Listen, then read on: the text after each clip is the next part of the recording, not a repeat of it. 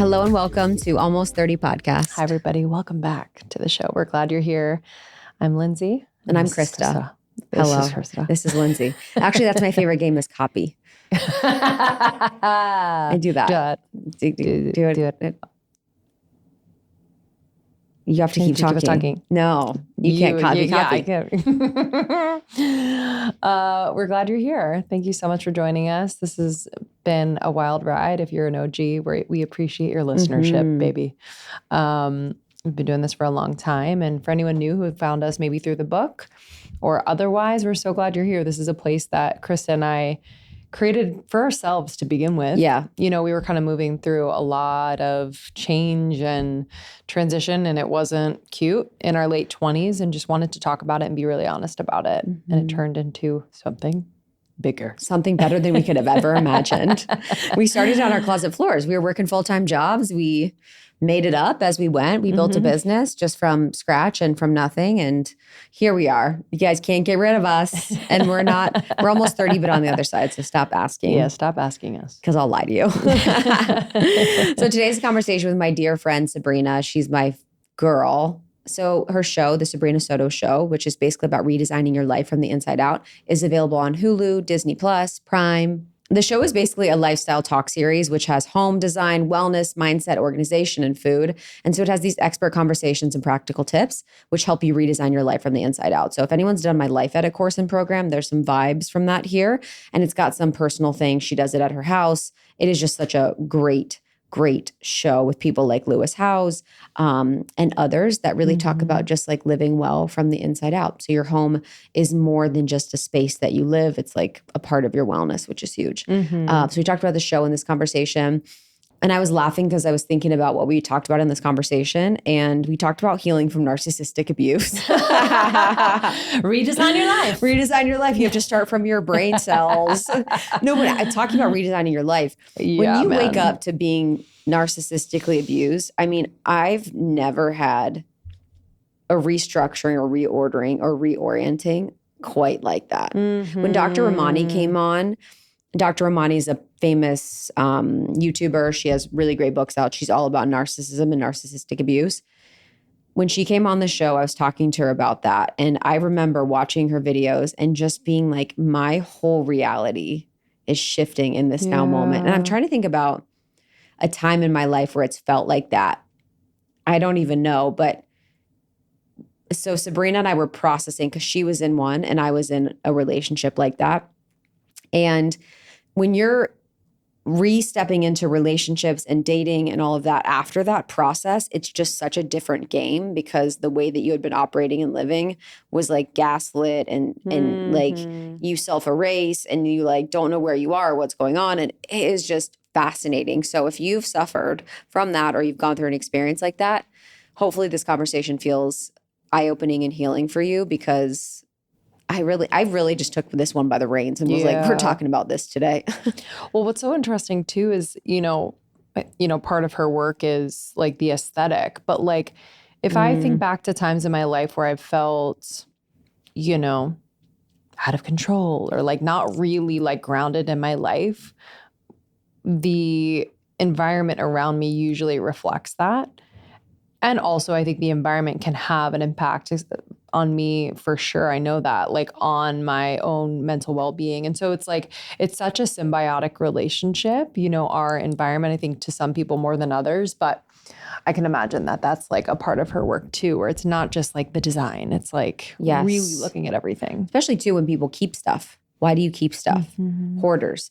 Being a hoarder, we all know the show Hoarders. They would go in and clean their whole house out and they'd be hoarders again because people don't hoard or keep stuff because they like stuff. It's an emotional trauma response where you're storing things at the house. And I'm reading, again, The Game of Life and How to Play It. And in it, she's like, one of her lines is like, order is God's law. Basically talking about like, keep your home orderly. It's like I love it. It's so pithy. Just has like 2 sentences, like keep your home orderly. Order is God's law. And it's so true. It's like, if you want more abundance in your life or more expansion or more things, like you don't take care of what you have or you don't like are like being orderly or mindful about what you currently like own, like how are you going to be given more? Why would you be given more? And so I think in her show, there's so many aspects of our health and wellness, and that's mental wellness, emotional wellness, et cetera. And that's also, your space. And I think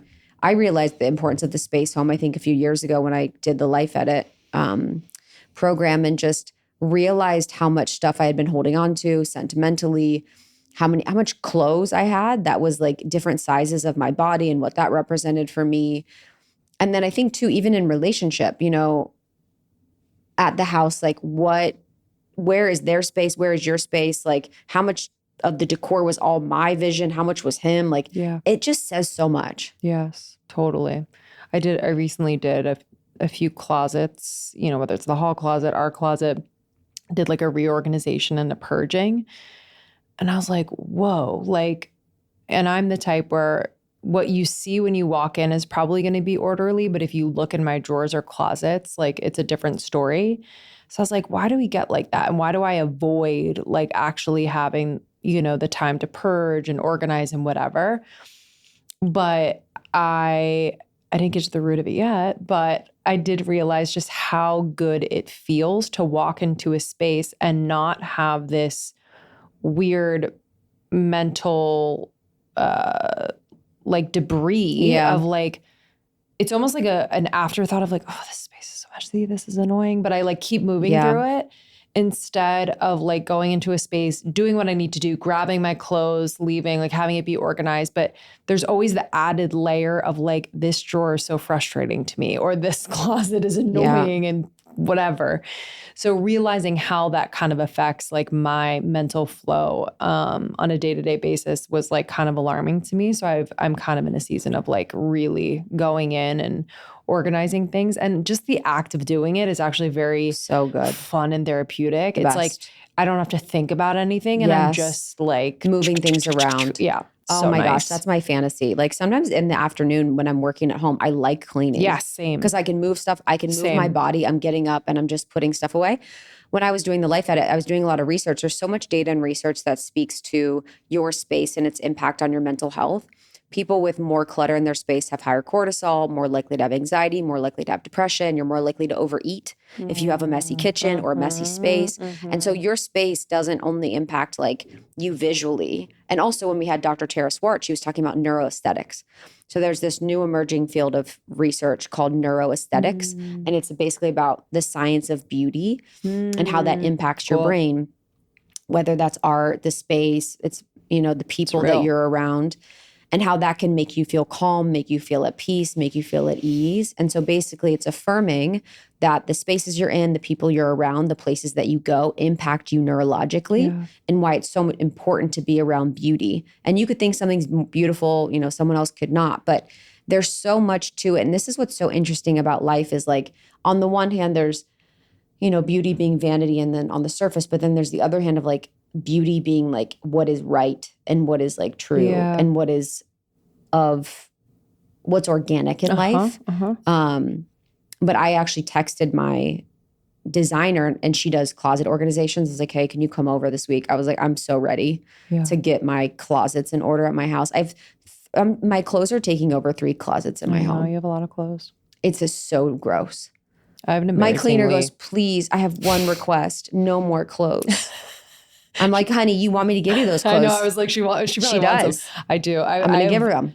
I have bags ready to go. We're going to donate. We're going to, it's a lot. I but know. Then I'm also I need new fall clothes. No, girl. I'm not in my fashion era, but I do need some things. I tried for a minute to hire someone, and that didn't work at all. So I'm back to just being me and just wearing what I wear. Totally. I tried to go outside my comfort zone. Didn't end up working. Sabrina's amazing. She's been on a bunch of different shows over time. She's just an incredible human, and her new show is so fun to watch. She is so magnetic. She's an interior designer. She's a TV host.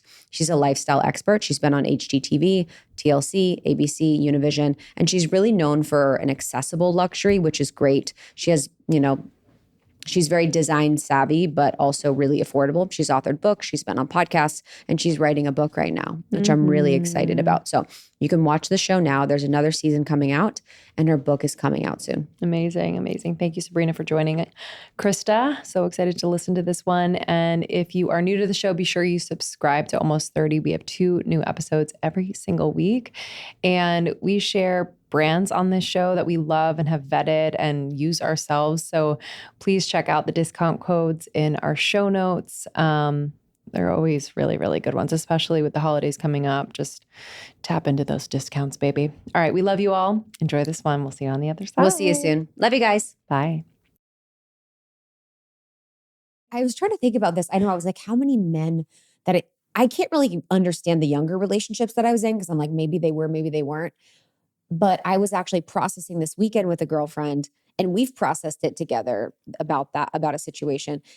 I was processing this weekend after years and years, what it feels like to be with a narcissist. And I haven't given myself permission and space to do that in so long. And I forgot how painful it is.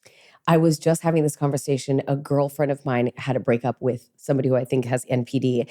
And I said, you could not pay me enough money cash to go back to that life. Oh, it was so lonely, so debilitating, so scary, so depressing. Yes. And I felt lost at all times. All times. I felt like I was going crazy. No reality is like, there's no reality. You know what we were talking about is how in my experience, when I had to talk to a narcissist, I had to be so precise with my words. Yes. Yes. You could not be like a child with their parent. Yes. I had to say the right things or else something was going to knock them off. I'm going to set them off. And also it was like, I could never be like, I just feel like I feel like I feel like there was no feeling. No, you can't feel. You cannot feel. What are you crazy? You have to be like, the door was open and the cats went outside. And then this caused this thing. I hate that I'm laughing about it, but yes. Isn't it psychotic? It's so like you're walking on eggshells all the time. You're walking on eggshells all the time. Did you hear in the show when Dr. Romani, I think it made it into the show when I was said, there was a certain situation that happened that they told me, they were like screaming at me the way that I was acting. And then I realized I had surveillance camera in the backyard. And I looked back at the footage and it was like, oh, that never happened. He made that whole thing up. And I had to like show the surveillance camera, the like footage to my friends. Like, look, remember he said this, look, it didn't, like, that's crazy. And Dr. Romani said, like, if you have to look at surveillance footage, that's a red flag. Dude, I was clearing out my phone voice notes, voice notes. And or like the saved, what is it? Audio messages or whatever. The voice memos. The saved voice memos.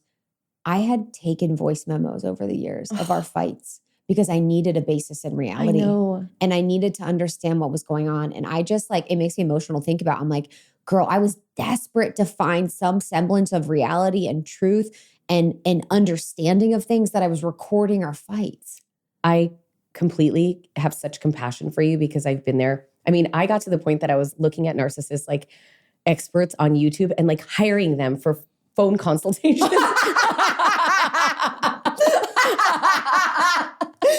obsessed. I swear. Like 3 different ones to get 3 different, advice, different places or people to tell me feedback of how to get out of it. Like, how crazy is this? It's crazy because you're like, where's reality, bro? I'm like PayPaling and Venmoing narcissist experts.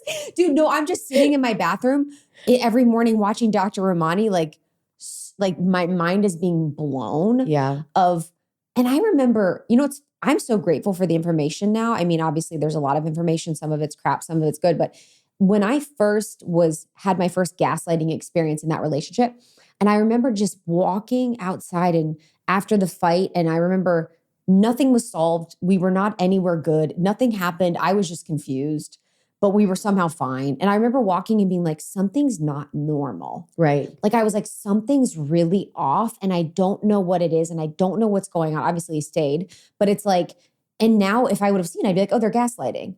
I know, but when you're in it, that's why I have such compassion for people who are in it because I can only say it like describe it this way. It's like you've been kidnapped and the kidnapper left you with the doors open and the windows open and you just don't leave. Yeah. You just stay there sort of frozen. Yeah. And that's the only way I can describe it because you do feel like you're held captive in this mind game. Yep. And I want to go back to that woman. I can't even say the little girl because I was a woman. Yeah. And give her a hug. But I'm also, and I told Dr. Romani, it's almost embarrassing too that I allowed it, It's like I'm embarrassed. Yeah, let me think about how I feel if I feel embarrassed. I think I felt, a moment for me was like I felt like a fraud, where I remember one fight and I remember just completely, never getting a word and never being able to speak, never being able to process, it was like just shut down, shut down, shut down. And I was like, if the Almost 30 Nation or whatever saw me in this, they'd be like, what is going on? Yes. You act like you can communicate and you're literally like shut down completely. Yes. And dude, the way that I had to completely remove myself of any feeling, it's crazy because I feel it in my body right now, to try and express and try and finagle some sort of crafty thing to like get anything, where I'd be like, I'd have to, apologies. What do you mean? I never got an apology. Did you ever? No, I'm sorry you feel that way, was the apology. Oh girl, what do you mean? Why are you so obsessed with apologies? All you are is obsessed with apologies. Dude, I was like, I just want an acknowledgement. I love that we're even laughing about it. I know. I would just be like, I just want to know that you understand what I'm saying. Oh my gosh. Never again. Never again. Never again. What did you learn from Dr. Amani in that conversation on the show? I think there is some sort of connection. For sure. Was your parent a narcissist or? I mean, no, I don't necessarily think that's the case. Because of Hoffman, I do realize that my parents did the best they could with the tools that they had. Yeah. And I think there is some sort of dynamic where it felt okay for me to put up with that. I also do think for me, and I'm only speaking from like looking back now, is I had a problem with my self-esteem at the time. I think that's all I was going to get. I was a single mom. Does anybody really want to date a single mom? Oh, wow. I'm kind of older. It's like I put myself down. And it wasn't until I took a break and recalibrated, because it's almost like you have to deprogram yourself. Oh, yeah. I'm still deprogramming myself. It's going to take a while, but you have to have some grace, give yourself some grace. Yeah. It's going to take a while. I realized it's like in dating, I can be at the beginning stages of dating and be fine. But when I actually feel a connection is when I get a little wobbly. Because you worry that person is going to be like the same story? I worry. No, where do I get wobbly? So so when I'm in the dating process, I'm like presenting and I'm like do, and I'm like just kind of like doing my thing. But then when I actually like them and there's intimacy there and there's closeness, I will notice that my pattern is to continue connection by prioritizing their experience and them over me. So an example would be Aren't you doing that in the beginning from presenting in the first place? Oh, that's a good one. I have fun though too. Presenting's fun. You should try it. You should try it. It's fucking sick. Hey, what are you trying to say? Hey. I put mascara on for you. I was like, bitch, you're presenting. I was like, you're a TV host. Shut the fuck up. Just like, you're just like, it's like you're just a version where you haven't let them in yet. Yeah. But then when you let them in, I just notice I get, like as an example in this connection I'm in right now, whereas if you weren't my romantic partner and you did something, I'd be able to be like, yo, that doesn't, like if you're my friend, I'm like, yo, what are you talking about? Like da-da-da-da. And I'm able to stay in my frame. Yes. But I notice because of the connection, I'll kind of lose my frame a little bit. They'll say something that I'm like, I won't respond to, I don't know. I totally get what you're saying. I know. And I have to tell you that when I met my now partner and I stopped doing that and I actually just was authentically me, whether he liked it or not, is when I knew that there was something different there. Give me an example. I didn't care if I was being sensitive, being needy, being upset, getting my feelings hurt, being very clear of what my intentions were and what I was willing or not willing to accept. And it was very early on that I talked to him about pretty hefty things. And a lot of people thought that was crazy. And I still look back now and I say, thank God that I did that. Wow. Because you can't say the wrong thing to the right person. I agree. What were the hefty things? On our third date, I was like, I'm never going to have any more kids. I'm not moving to Chicago. You would have to move here. Marriage is important, having something monogamous. All of those things on our third date. And you have to move to LA. And to say that on a third date, I think I even asked him what his credit score was. Wow. What? I don't hate it. Because why am I going to waste my time? But it's like I just laid it all out there. Yeah. Were you doing that with other people that you were dating, or did you feel the connection was strong? I felt the connection was really strong. Yeah, I agree. And I remember being in the Hoffman, like thinking about him constantly. Because you guys, oh my God, I forgot. That's when he sent you those messages. The vlogs, yeah. Yes. The video messages that were so great that I got when I got out not knowing if he still was interested. So explain the story. So we were dating before I went to Hoffman. If anyone doesn't know what Hoffman is, it's like a week-long retreat. You have no phone, no music, no books, nothing. And I was sort of dating. We were casually dating when I got in there, but I knew during that whole process that I really wanted to move forward with him and only him, but didn't know if he was still going to be interested. And when I turned on my phone, I called my daughter. But as I was on the phone with my daughter, he had sent me these videos along that week of, it's like this in Chicago, and today's day 2 of you in Hoffman. I hope you're having a great time. And but to know that he was that, I thought that was really thoughtful.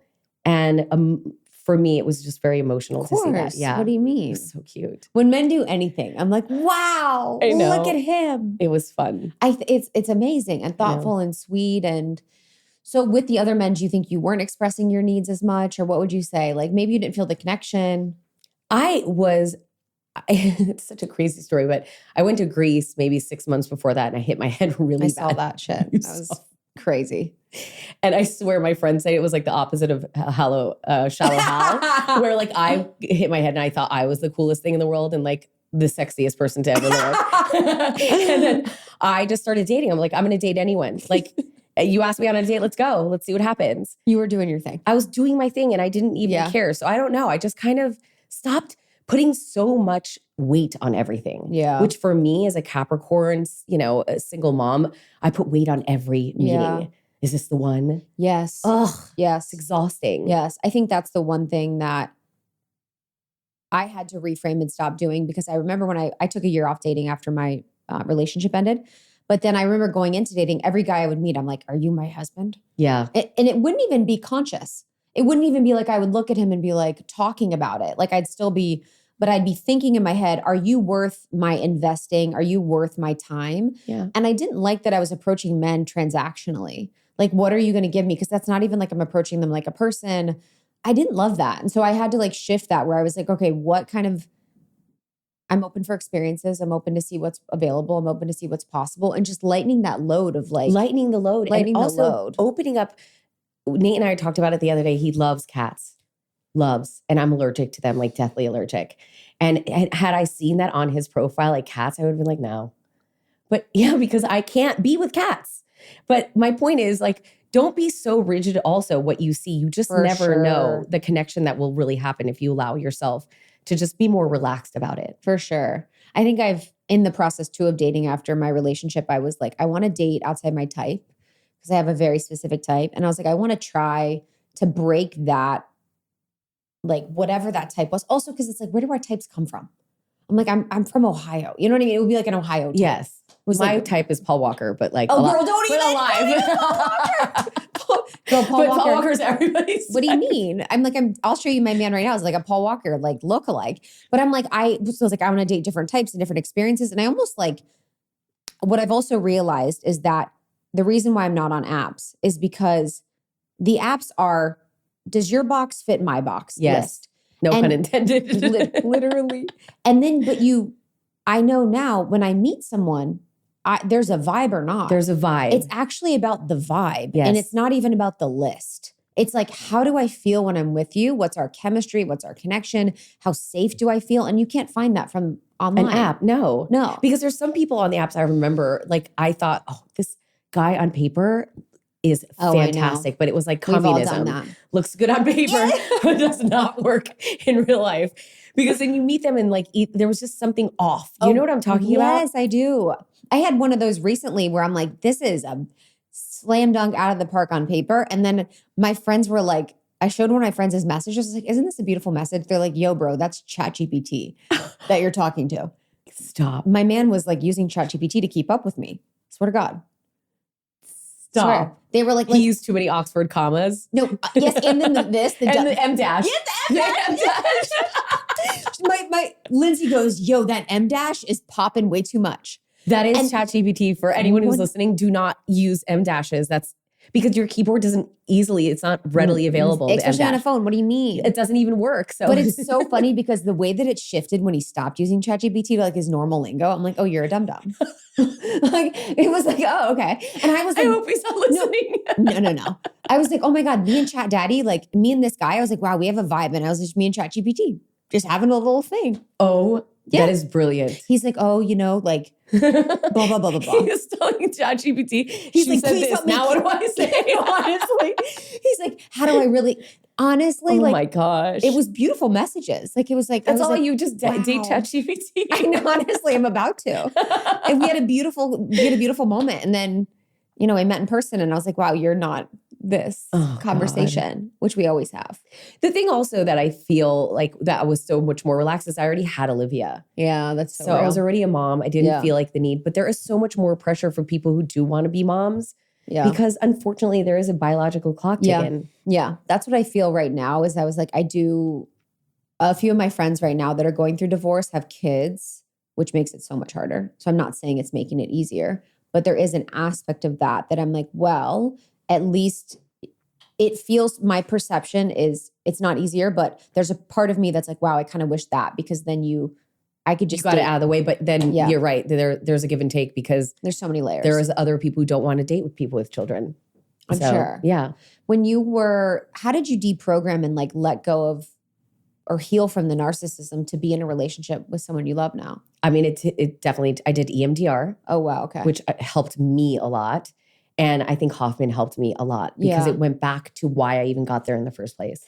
So walk me through Hoffman and your experience of what you can share. Well, I could share anything. I think everyone takes different aspects that help them. For me, the things that I hated the most, people loved. But it really is mostly going through all of your childhood trauma and sort of getting in there, getting dirty. I mean, you even have like a funeral for your parents, which was so emotional for me. I wrote a letter to both my parents, good and bad. So you have so much time, a lot of meditation. Again, you have no distractions, no phone, no TV, no radio, no music, no books, no magazines, nothing. I mean, I was reading the back of a shampoo bottle because I was like, I just need to read something. Dude, honestly. I did a silent retreat one time and I was like, God, the way that I'm like, I was just like looking at grass. I was like it was insane. Yeah, you can get crazy. And there were silent days that silent girl.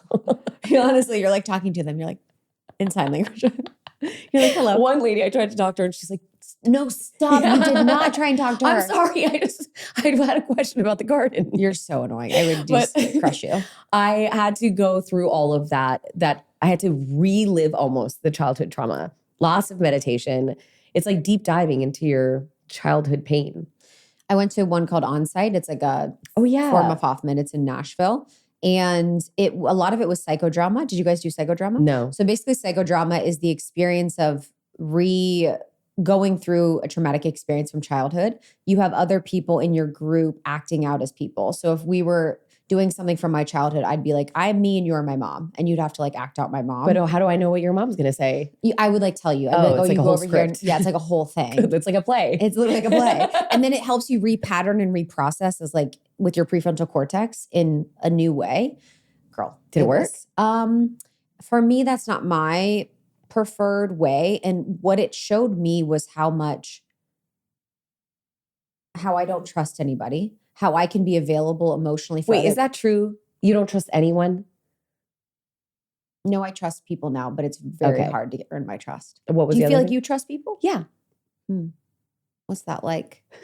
It feels fun. Is it? It feels fun. I literally trust 2 people on earth. 2 people. I trust Lindsay and my sister. That's it. I trust you. Do you though? I do to the level of our friendship. Okay. But if we were to like get super, super close, it would be like something would have to, I'm like weirdo. What would I have to give you some blood? Mm-hmm. Okay. For Olivia. No, let me think about this. Do I trust people? I think that's a part of me that's telling a story that I don't trust people as a protective mechanism. I trust people. I think in deep, deep intimacy and relationships it's hard for me. Mm-hmm. I think the trust is more, it's like being held in when I'm processing. being held when I'm going through something. You know, there's different levels of trust. Do I trust that you're going to tell me the truth? Yeah. Do I trust you're going to show up on time? Yeah. Do I trust that you're going to be there for me? Do I trust I can tell you anything? Yeah. But are you going to be there for me or hold me and not turn your back on me? When you need the person the most. Yeah. Well, I can see why you are like that. Right. I know. Yeah.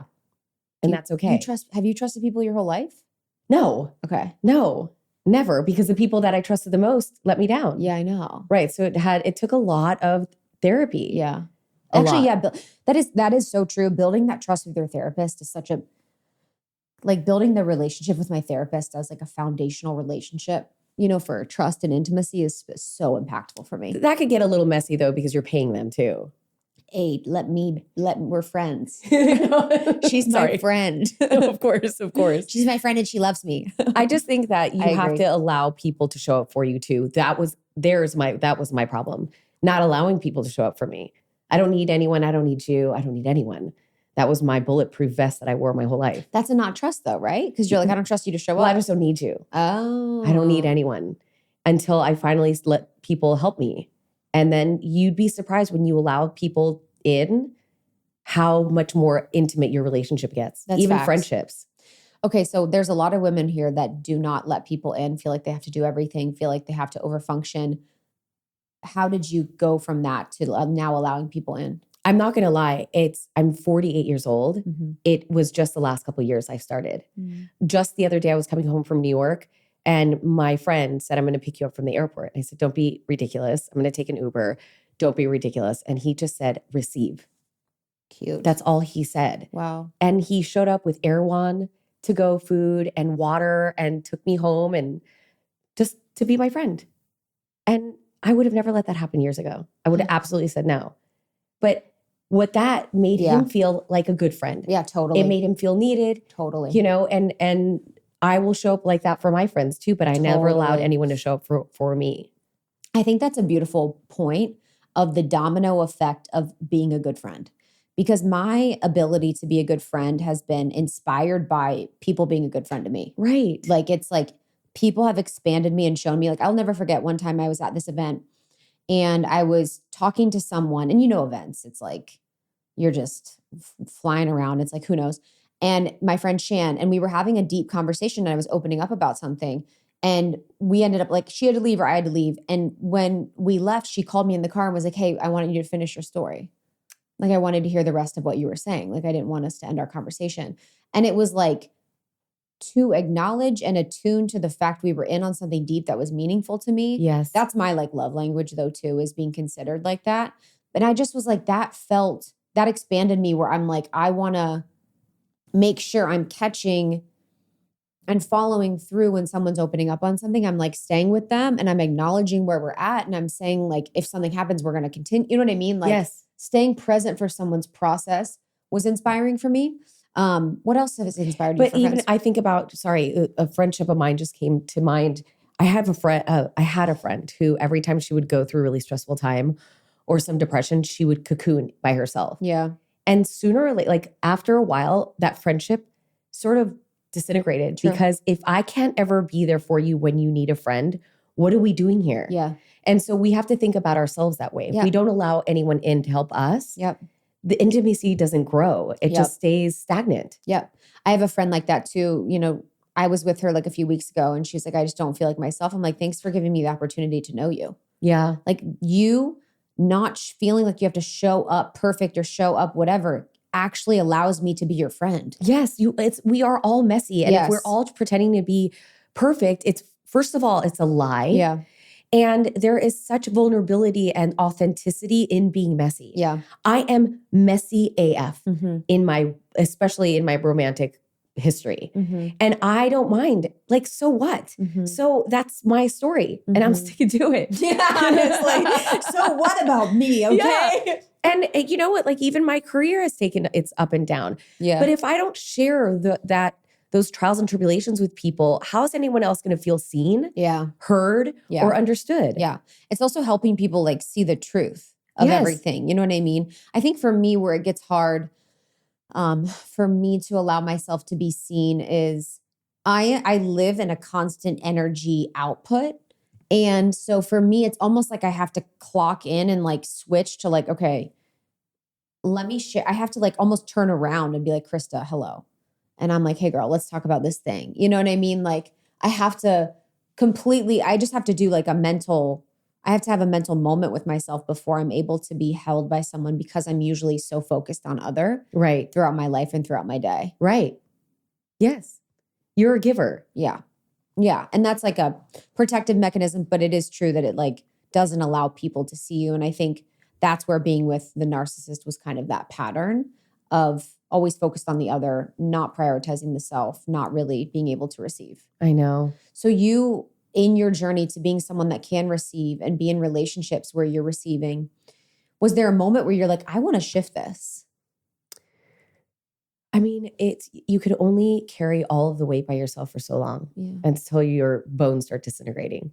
Like sooner or later, you just got to put down the package, you know, and just allow somebody else to carry it for a little while. And I think I was just getting tired. I was getting tired of reliving the same relationship in a different meat suit over and over. With the men. Yeah. Mm-hmm. Oh, it's you again. Mm-hmm. Oh, it's you again.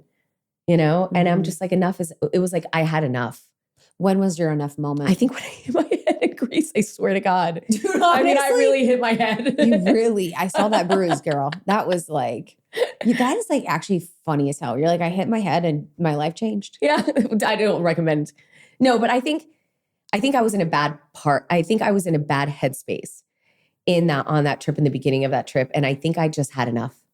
And I think I looked at myself. I mean, you guys listening, I really had a huge black eye, but I think huge. I hit my head because I was just, I don't know, I was in a good space. And I remember looking in the mirror and being like, enough, just enough.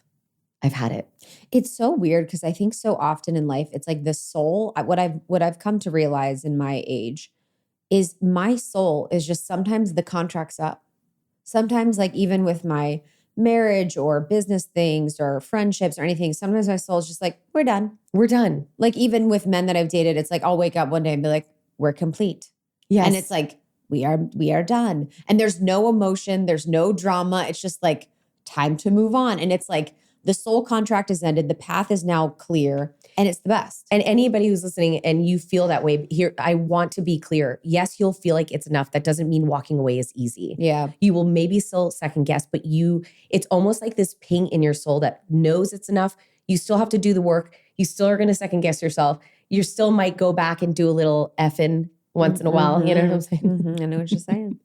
I know what you're saying. But you know enough is enough. And another thing that happened in Greece that was magical was, again, I had the world's worst black eye. It looked like I'd gotten a bar fight and I didn't care. Because I'm like, okay, I'm not going to meet anyone now. So I'm just going to have a good time. Lo and behold, I ended up meeting somebody like 10 years my junior. So it was so romantic. It was something, it just out of nowhere. And I realized there is magic in me. Yeah. Even with this nasty, like how I looked, but I'm like, there is magic within me looking like this. Let me just get back home and recalibrate. Yes. You know what's funny is I think with men, it's almost like sometimes when you have that, they can approach you. You're more playful. You're more open. You don't even care. Nope. It's like they have something to talk about. Yeah. Oftentimes if like a man is looking at you and you're fully dolled up at the club or out, they're like, what am I going to do with this thing? Yeah. Like, I'm terrified of her. That is terrifying. But then if you're like a girl with a black eye, well, like, I mean, again, I don't recommend doing that, but it also goes to show is like sometimes when you're at the gym or when you have no makeup on, you're at the grocery store is when you meet somebody. 100%. I never get hit on more than when I'm at the gym.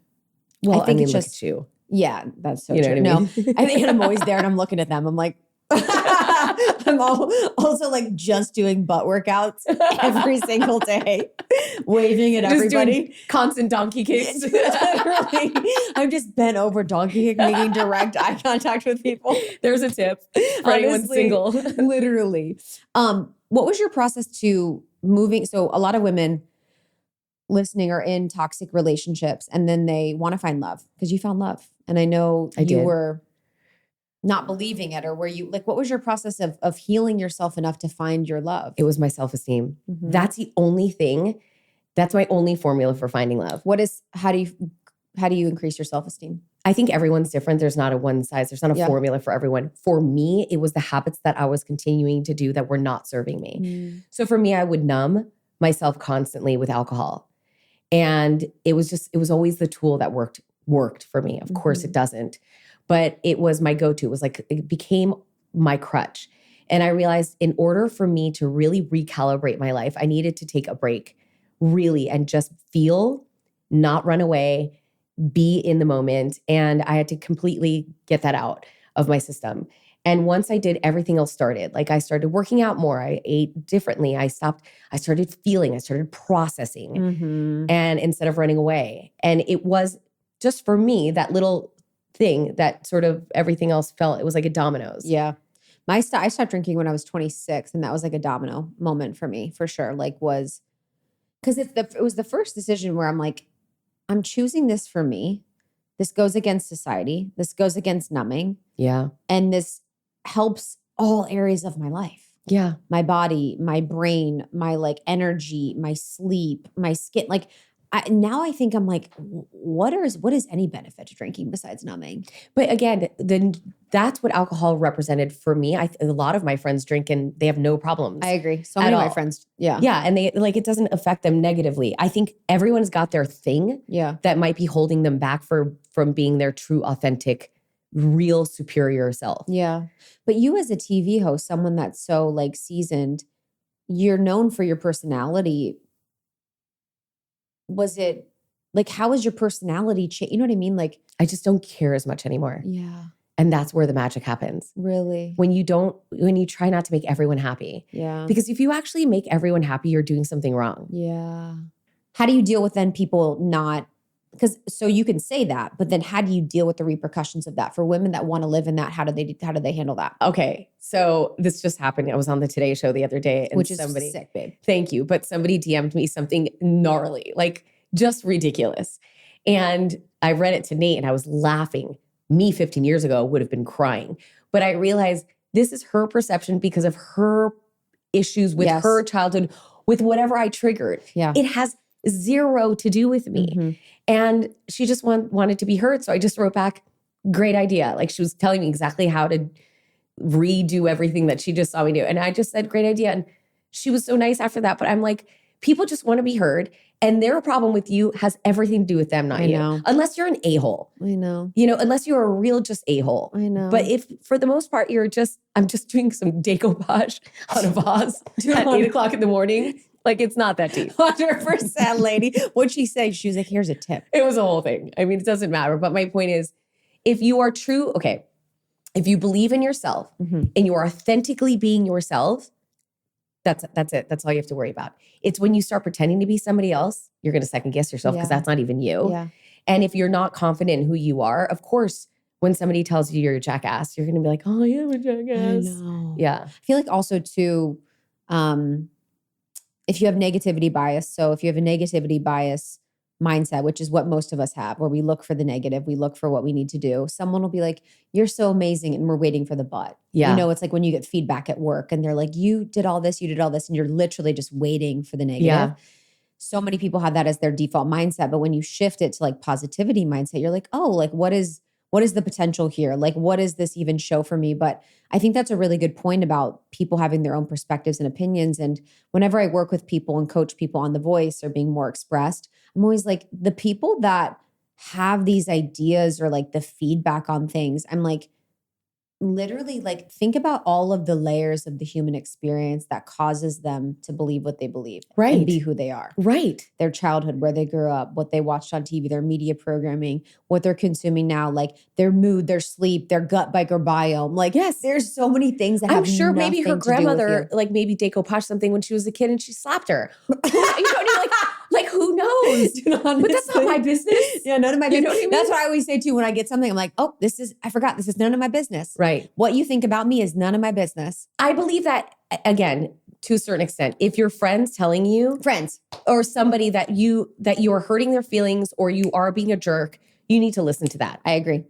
That's what I say. So I do something called a friendship audit. And the friendship audit is basically just getting clear in your life of who matters and what access they have to you. Yes. So it's like, who is your core, like people that call you anytime you're available, need anything you're available, know everything about you, available for feedback, like whatever, like Lindsay, my sister, like a few people in my life. Apparently and then it's just like, Lindsay and your sister. I literally have no life. No, but then, my second string, my second core people, you being one of them, are people that are like deeply love and know, but like, it's like just, I'm able to be like, it's like if you called me, I would be always available, but you just have levels of access to yourself. Of course. And it's okay that as you get older, that the group gets smaller and smaller. Because who's your core? My sister. Yeah. Trish. You have your sister. Yeah. Paul, Nate. Yeah. My man is that third ring for me that I'm going to fill that spot. Yeah. Of your people within. But I think that clarifies for me too, like if my sister or Lindsay, I mean, you just gave me a good piece of feedback before we even started recording because you're a good witness, but they can say something to me and I'm going to be like, okay, I'm going to take that with it. I'm going to take that in, whereas someone that's like a random on the internet, I'm not going to be like, no, why? I don't know you. Please don't. Yeah. Like I'm not going to take what you say.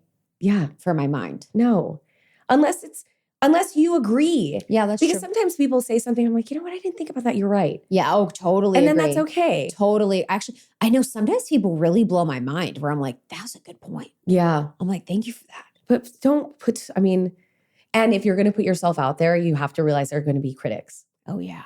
And that's okay. How do you handle that? Because you're someone that's been public for so long. You've been in so many media platforms. You've hosted so many shows. A lot of women that are listening want to be seen. They want to be expressed. They want to be on TV or just more public. Like, how do you deal with feedback or how do you get the confidence for that? It's, for the most part, I've been very lucky that people, I don't do anything controversial. I'm like putting throw pillows in a room. Let's be real. You know what I mean? Like, what are we doing here? But I think that, it's a cutthroat business at times, and women, especially in this business, can be really competitive. Yeah. But I am a girl's girl. Yeah. And some of my friends are in the business, and we have always supported each other. I don't believe that there's a lack. I think there's plenty for everyone. And even people who are in my business, what's meant for you is going to find you, and what's meant for me is going to find me. And even if I wanted, there's been plenty of times that my best friend's up for something and she gets it and I don't. That means it was meant for her. Yeah. And the universe will support me in another way. I just don't know what it is yet. Yeah. But it took me a long time to figure that out. I do feel like that's a seasoned entertainment industry perspective.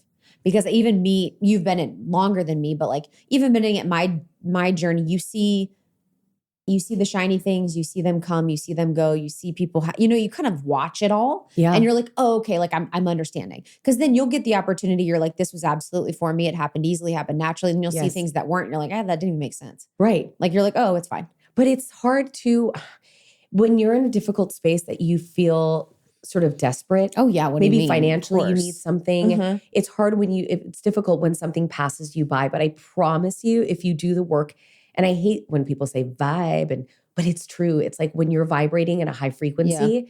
And again, that's going to be different for everyone. For me, it was getting rid of not just the alcohol, but the people in my life that were draining me. I was watching stuff that maybe wasn't, like the Real Housewives BS, or like listening to true crime podcasts, which I was getting into for a minute. I'm like, why am I listening to Margaret, who just got like butchered in her bathroom? Like, what am I doing? No, not okay. You're putting on a face mask. You're like, and then 3 of her limbs were found. And you're like, what? Yeah, like not good for the nervous system. Probably not good for the brain. But it's those little, those little things of getting them out that you become lighter and lighter and you vibe higher. It's like what you put in your mouth. Not like that. I'm talking about food. I'm talking about that. And what you put in your body, I'm talking about that. But seriously. No, but seriously. And the supplement, it's like those little things of taking care of yourself. Yeah. That's curious. So, and I'm going to think about this for myself. What are you doing right now that you think is reducing your vibration? What action or practice? Not meditating enough.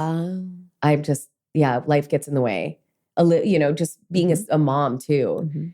I preach a lot, like, you only need 5 minutes a day. If you don't even have 5 minutes in a minute. It's like, girl, shut up. Honestly. Yeah, I have to meditate more. That's a good one. And journal. I haven't journaled in a long time because life got in the way. Yeah, I don't journal. I think for me, I want to know, what are you doing? That's not keeping me, because I'm like, why am I not richer? So what's keeping me from vibrating higher? I think I know things and I don't move quick enough. Oh, really? Why? Yeah. Like what? Like an example, the conversation we were talking about before where I'm like, I should talk to this person about this thing. Yeah. That's how I feel. Yeah. That's what I should do. Yeah. But I'm like, oh, what about that? You know what I mean? I'm like kind of willy-nilly, but that's specific to romantic relationships. So less lag time between what I know to be true and what I know I need to do. Mm-hmm. I also really realized that I outsource a lot of my opinions and perspectives. How? I'm very clear. I'm pretty like in my vibe, but I actually have even our conversation, us talking about what we were talking about before with dating. Like I obviously love you and I will take your opinion very seriously and I'll be like, oh yeah, I should do that. Where I'm like, no, what do I want to do? What's true for me? Mm-hmm. Like I very much go to my friends a lot for their opinions. Do you feel like deep down you really know what you should do? I feel like sometimes I do, but I'm always available for another opinion. Yeah, but that's okay. Yeah. But Just then be careful you take advice exactly. Exactly. This opinion, this conversation we were having, basically, if men and women can be friends. Yeah. Sort of along those lines. That's a whole other podcast. It's a whole other podcast because I'm dating someone that has a lot of girlfriends. And by the time this is out, we're not going to be together. So wait, do you really believe that? Because if you really believe that, then what are you doing? it's so sexy and fun. So you're just doing it for fun? I love it for what it is right now. Okay. I see a future with this person, but there's fine tuning that needs to happen. That's fine. They need to do what I say. That's something I'm thinking about too. I'm like, I don't like that when there's a part of me that comes online when I get into a relationship that's intimate, where I do feel like I get a little controlling. Yeah. But is this controlling for me to have an opinion though? I don't think there's anything controlling for you to have a feeling about somebody having a lot of girlfriends. Okay, thank you. As a heterosexual man, you know? That's the narcissist abuse vibes where I'm like, I have an opinion and me expressing how I feel is but that's a controlling. problem. But the problem is that you have this feeling, but you don't communicate it. I know. Which it's weird because you are such a good communicator. I'm an amazing communicator. Right. And this is the thing, this is my invitation for my growth edge, and I'm going to communicate it tonight and say it. It's just this part of my world that's hard for me with communication, where there's intimacy and connection with men, where if I'm not feeling connected to you, I can talk. I'll be like slicing and dicing. I know. That's what I've noticed with you. And you can cut all of this out of the podcast. No, please put it on. The last time I was here, you had the same situation. It was like, wait, and I said to you, wait, you haven't told him this yet? You're like, no, I'm not going to say anything. No, I probably will. Should I? I don't know. It's like, you almost turned into like this. What are you doing? Like, that's not even Krista. It's not me. It's like you turn into a completely different person. You like morph into this girl who's afraid to speak their truth. And that's not you. That's why it's fascinating for me as your friend to watch it from the outside. Because it's like two totally different people. No, it's insane. Yeah, it's like, do you remember Jem? The cartoon? What? No, you okay, freak. Forget what is it? Is it like two of them? That's how old I am. Okay. Yeah. Just anyway. I agree. And I get a feeling in my body where I'm like, oh, rats, I need to talk about this.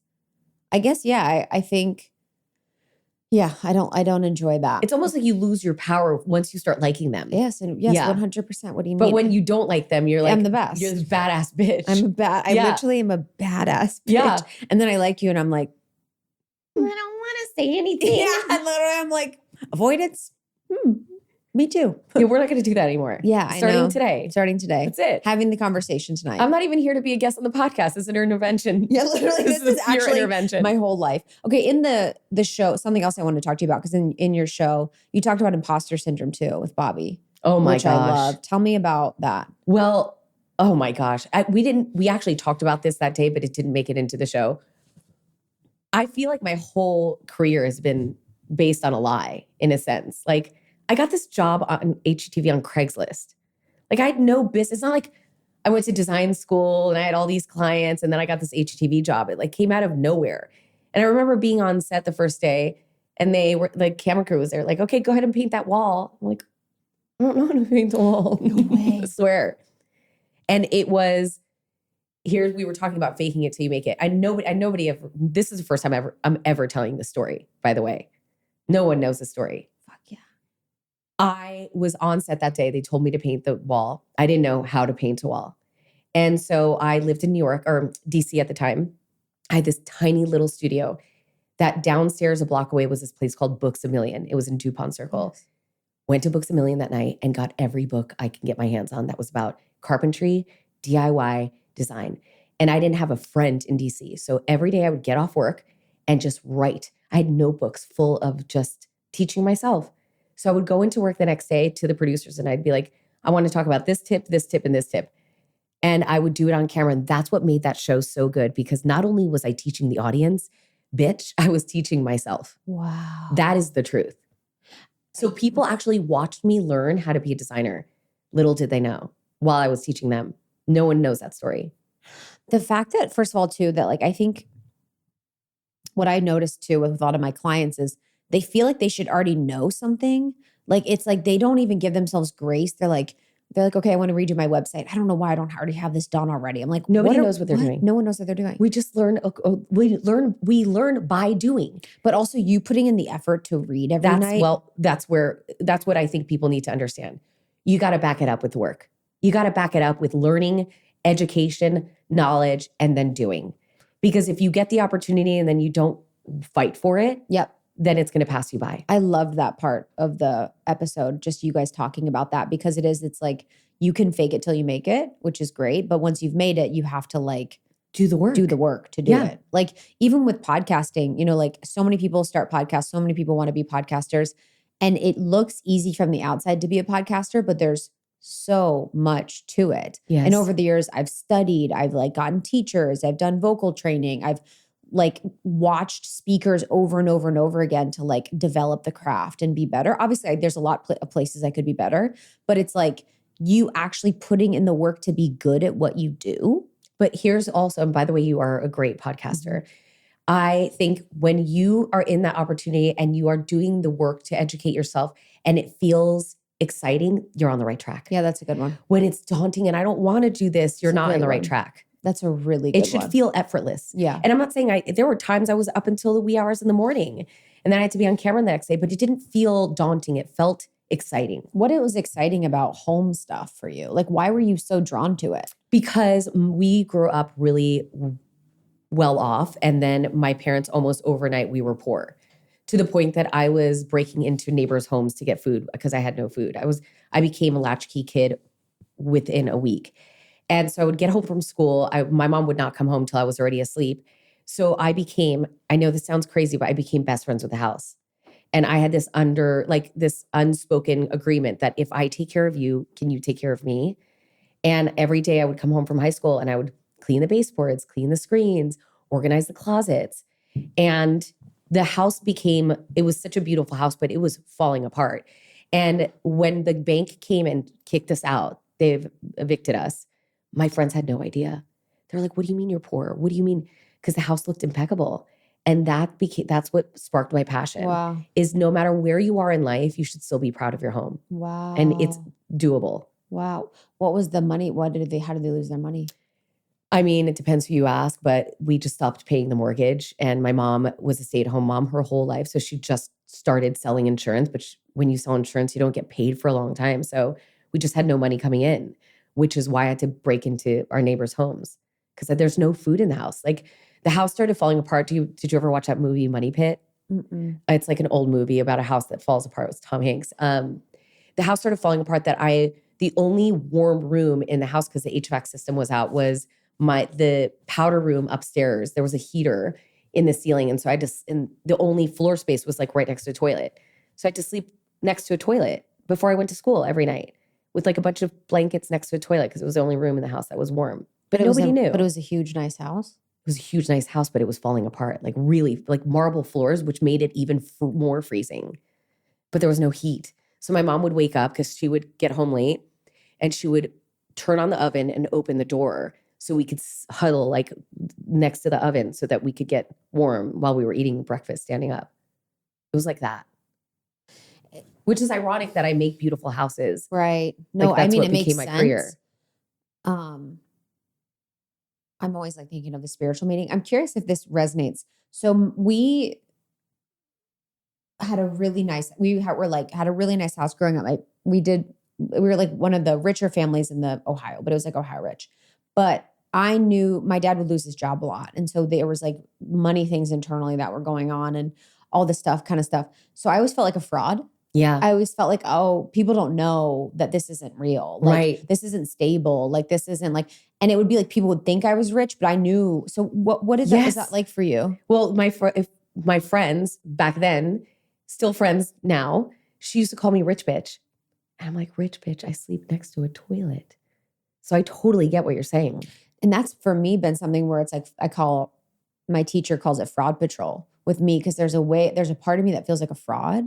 Still now? Yeah. Like not as much anymore, but like, what's the fraud feeling and how does it experience now? I'm like if people are like, oh, that's amazing or whatever, I'm like, oh, you don't know the truth. Like there's a part of me that sometimes is like, I just feel like, yeah, like a fraud, I guess. Wait till you're in your late 40s.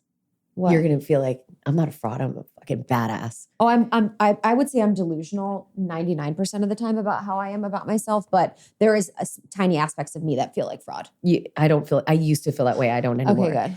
Especially now, especially with the new show, the way that I'm able to be in a cooking segment and then do something working out and then talk to Lewis Howes or Danny Morell or Michael Beckwith. Like I could go from place to place. Yeah. And easily transition. And I don't think there are people who could do it, but I think I do it and I make it look fun. And I think that that's my superpower too. Yeah. But before I would have been like, well, what's the big deal? Anybody could talk to anybody. It's like, no, they can't. I know, honestly, bro, that's a whole thing. And you know, what's interesting about that comment with anyone can talk to anyone is like, what I'm realizing now more and more is communication is like communion. It's like, it's everything. It's everything. I was actually at dinner with friends the other night and I was like, I feel so loved in my life. I feel so seen. And the reason why I feel so seen and loved is because my friends are amazing communicators. The men I'm with, for the most part, are amazing communicators. And it's like, that's how I know, you know what I mean? Yeah. I'm like the attention, the attunement, obviously, and they're very present. Like all you guys are very present, but there's such an aspect of being a good communicator that makes your life so rich. Yes. And so powerful. I know. Well, I know. And then I know there are many people who all they do is small talk all day long about weather. And I'm like, where is the depth in that? I don't know how. Where is the actual relationship in that if it's all surface level? I know. I could only do that for so long. I know, me too. It's funny, when I grew up in Ohio, that was kind of all was like surface level. Yeah. So I was desperate. Yeah. I was desperate. I was listening to like all this like punk rock stuff, just like crying in my car. I'm like, no one understands me. You know, just like so emotional. But now it's funny because depth feels like normal. Yes. So even when I'm in like my coaching calls or retreats, when people are sharing the deepest things, it feels like normal. Just another Monday for you. Another Monday for me. When for other people, it's the most they've ever opened up their whole life. Literally. Yeah. And also though, when we're talking about truth, it feels right. So it doesn't, like, I remember depth back in the day, it would be like, oh my God, they told me about their trauma. And it would be like, oh, I'd have to do something with it. I'd have to hold, like, there would be a feeling where I'd be like, oh my God, they, you know, and it's like, now I'm like, when people talk to you about something that's deep, they're just telling me the truth. Right. And that feels so light. That feels so free. I'm like, oh, this feels light. They just want to be heard, not solved, like not fixed. Yeah. That's a huge component of my friendships and relationships that I work on now is like, we'll be on the phone with each other and we're like, do you want to be helped or do you want to be heard? Mm-hmm. And it's like, do you want to be provided tools and insight and research and support, or do you want to be just heard? And most 99% of the time, I'm like, just hear me out. Yeah. I'm like, I can figure this out myself. Yeah. Like, how do you deal that in your relationship with your partner? Because men usually want to help. I don't know. There's a very good dynamic between the two of us because we dance well together. Mm-hmm. I don't know. He listens a lot. He really doesn't try to help. Mm-hmm. He listens a lot. Mm-hmm. I think when your man respects you, they're not trying to help as much. I know. Not that I'm saying because he knows I can do it. Yes. Not that I'm saying that if your man tries to help, he's not respecting you at all. Yeah. But I think I've noticed that in my life is when the men really respect me, they just listen. Yeah, he does this funny thing, and no matter what, he's always on my side, which I think is the cutest thing. What do you mean? Like if I call what to are we even complain doing here if like, you're not? No, because it's just like funny because I'll call to complain about something. I'm like, that son of a bitch. And Love I'm like, it. oh, I love that. King. Have you seen those reels where it was like my best friend and it's like, and where were you sitting? And you're like, minded your own business. Like just doing your thing. Totally. Like 100, you need that. Like, cause I probably with the narcissist, I mean, whenever I would express something. You were always wrong. Oh, what you do were you always mean? wrong no matter Always, what. Always. I'll never forget one time I was saying something that's like, have you ever thought that you're the problem? I was like, I actually have thought that, but yeah, literally. I'm like, I literally think about that 24/7 that I'm the problem. Like, let me have a moment. To have someone that's just on your side is like it's such nice. an amazing feeling. But I mean, I kissed a lot of toads to get here. Yeah. What would you say to any woman right now that's single and struggling with her journey? I understand where you are. I have been there. I have worried. I thought that my time was over. I thought this is the best I can get. Work on yourself. Really work on yourself. Get yourself to that point that you just look at yourself in the mirror and you could say, I love you. I'm so proud of you. And everything will fall into place. I promise you. And also allow yourself to be seen, meaning like you're not going to find the person just being at home watching Netflix. But that doesn't mean force yourself to go golfing because that's where men are, or going to the sports bar because that's where men are. Go do the things that you love that sparks, joy in yourself. And then the universe will take care of the rest. Like go to yoga and maybe he'll be at yoga. Don't force yourself into the hobbies you think men like. Yeah, I mean. That's desperate. Yeah, I was thinking about that because I used to do that. Same. I was like in Chicago recently. And one of my friends was like, we should go to a sports bar for dudes. I was like, why would I do that? Right. I don't like sports. At this point in time, why would I do that? Yeah. The other night I was with a guy and he was like talking about sports. And I was like, wow, I haven't talked about sports in like 10 years. I couldn't believe it. I was kind of interested. I was like, what's going on with sports right now? Sports, just all sports. No, literally. I was like, all sports. No, literally, it's just sports, period. I was like, tell me about sports. He was like talking about basketball. I'm like, wow. Like, because in LA, no one talks about sports. No. It's like all like trauma, spirituality. Sports, but yeah. Love. That's my boy. I know. So it's refreshing, actually. I know. But too much? Too much. Good. Yeah. Too much of anything is not too good. much. You putting on the game after dinner? I'm good on all that.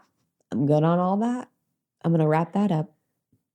I think that you'd be surprised with the universe, how it will move to support you when you're ready. Really.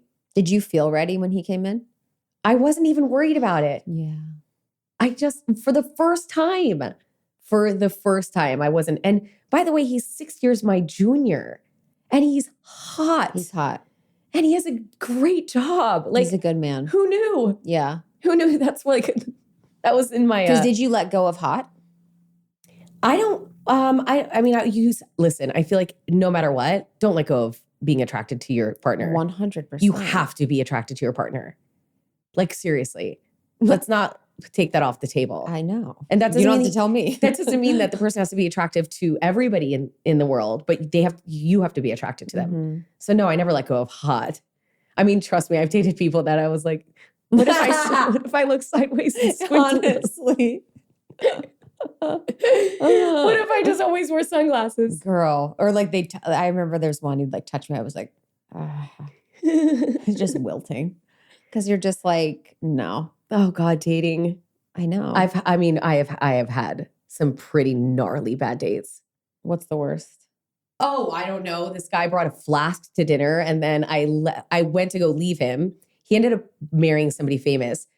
I ended up going to leave the restaurant and then he was going to a party. And I thought to myself, well, maybe I'll just go to the party and like meet somebody else, which I said, I'll follow you to this party. He hit a car because he was drunk on the way there and kept going. Okay. I go to the party. Were you in the car with him? No, I was in my own car, like trailing him.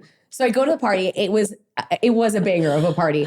But then on the way back down the hill, I stopped at that car and I was like, excuse me, I hit you. Here's my name and number. And I left his name and number on the windshield. My God, because he didn't stop. He never stopped. He kept going. Stop. Swear. And he ended up getting married to somebody famous and they had a horrible divorce. She said that he was like a narcissist and hit her and the whole thing. Listen, call me into that trial. I'll back you up. Yeah, you're like, I got you, girl. I can't wait to find out who that is after. I'll tell you later. It was wild. That was just one bad date. I mean, I've been on a lot of bad dates. I think the worst one that I was on was a bad third date. They like faked it enough to get a third date. And what happened? And the third date, I was like, okay, you can pick me up now. And in the third date, he was asked me the most inappropriate questions I've ever heard in my entire life. Like sexual ones? Uh-huh. Oh, I hate that. It was honestly oscillating. I was oscillating between terrified trauma response because I didn't know what was going to happen next, and I was in his car. Yeah. And like needing to lighten the mood and like yes. it just reminded me of how many times women are in situations where they're just made to feel uncomfortable. Yeah. And then we have to be like, ha, ha, ha. Yeah. And I have to be, and I was just like trying to fuck around at the same time and like trying to end it. It was psychotic. I was like, wow, this is like the craziest things I've ever heard in my life. It was someone that has an addiction or a problem. I was like, you have an addiction or a problem. And I don't know what we're doing. But the first date brought me flowers, brought me this like spiritual book, wrote me this like spiritual note. Like it was insane. Like just only talked to me about like spiritual God stuff. And then like third date, it was crazy. Yeah, I think it takes a good 4 weeks to really start unlocking somebody who they really are. I completely agree. Yeah. That's the presenting lasts a long time. Yes. Oh, yes. God. Yes. Talk to me about a high-low life. I mean, I live a high-low life because I, again, went through such a hard financial time that we didn't have the money to buy nice things, but I love nice things. I love a Ritz-Carlton moment. Mm-hmm. But I also can stay at a Hilton Garden Inn, no problem. Mm-hmm. And that's that's sort of the juxtaposition of my life. But I do believe that you are allowed to splurge on things that make you happy, but that shouldn't be your whole identity. Yeah. Because when it's your whole identity, that's just a veil. Wow. So it's like, also too, it's like finding and just going in for what you like. And it's like what I like and being present. Yeah. And for what you like, not because it's going to make you look rich but I like mixing and matching. Yeah. You know? You're good at that. I love it. I love a coupon. I love clipping a coupon. Wow, you do. Yeah, give me a promo code all day long. Oh, I'm a promo code. Give me all your promo codes. Same, me too. I'm trying Krista all of them. 30. I have almost 30. Literally, people like strangers will be like, I use almost 30 codes everywhere. I should just do almost 30 everywhere I go. I sometimes am like, I want to put them on Honey so that everyone can like use them all the time. Yeah, why don't you should do like a little spreadsheet for everyone? Oh, we do have a partners page. Okay, good. Okay, so favorite part of the show, your new show on Netflix. I think it allows me to show everything I'm passionate about because on HGTV for 15 years, I was on that network. It was all about decorating, but that's just like one slice of my pie. That sounded weird. No, I loved it. Okay. You're like one slice of my pussy pie. That's just one slice of my pie, baby. You're going to start a new trend where women are like, I'm going to show them all my slices of my pie. I love cooking. I love wellness. I love working out. I love spirituality. I love having deep conversations. And I like Tross pillows too. Yeah. So I get to like create a world, like a show that I want to watch. Yeah. And I know that there's not one episode where you won't learn something. I agree. Even if it's an entertaining tip or a spirituality like thought that maybe it never crossed your mind. It's a feel-good show. And I think now with social media, TikTok, Instagram, anybody could post anything. Nothing is curated. The days of magazines where editors really made sure everything was legit, those days are gone. And I think we fall for some clickbait. Yeah. And that's where I'm like going back to like the magazine, like everything is real. These are real experts in their fields talking about real issues and also cooking real meals that are good and delicious. Like I didn't know you cooked. I love to cook. Sister, I didn't even know you cooked. I mean, well, and I could fix something. I fixed your lighting. Oh yeah, at my new crib. What was going on? You were there like the first all your week. Lights were out and then all my lights went out and she fixed my breaker. You know that I'm the real deal. No, you did. No, you fixed the dishwasher. I fixed the dishwasher and the lights were out downstairs. It was so hot. It was so hot. Look at that. I was acting like a little girl. It was fun. In my dum-dum. See, let me help you that day. I did. Oh, I'm available for help. Yeah. Not emotional though. We'll work on that. I really loved the show because I know a lot of people in the entertainment space and in the public figure space. I think you might be the number one of people that are truly who you are all the time. Yeah, that was me in real life. Except maybe I curse more in real life. Maybe. Talk about penises a little bit. Yeah. No, but it was really like, that aspect of you is amazing to me. Thank you. It was just fluid you the whole time. Like I loved the guests. Like I loved the mix of things. Like I felt like it was so helpful. Like it was just amazing. I'm so proud of you. Thank you. I love that it was your name too. And I know. And it wasn't redesigning Can we talk life. about that? Yeah. So it was supposed to be redesigning life. I was thinking that. And they were talking about calling it the Soto Show, which to me was like, what am I, a football player? But, and then everybody said, call it the Sabrina Soto Show. I'm like, that is so lame. That's so egotistical. Like, who the hell am I to have my name on a show? But that was me not being in my, standing in my worth. Yeah. And now I'm so glad. So because I think people probably see it on Amazon and be like, who the hell is Sabrina Soto? But it's like, who cares? Just click on it. So you not putting your name is like not standing in your power and your worth? Because I was like, nobody's going to want to watch a show with my name on it. And I'm so glad that I didn't listen to myself. Glad. I'm so glad because I deserve it. 100%. You've been in the game for so long. The show is so you. Thank you. It was so good. It's so truthful. Thank you. It's very audience value focused. Because I'm so tired of watching something for half an hour and not getting anything out of it. Oh my God, I know. Yeah. What do you watch for half an hour and not get anything? Nothing. I only watch the Golden Girls. I get something out of it every time. What do you get?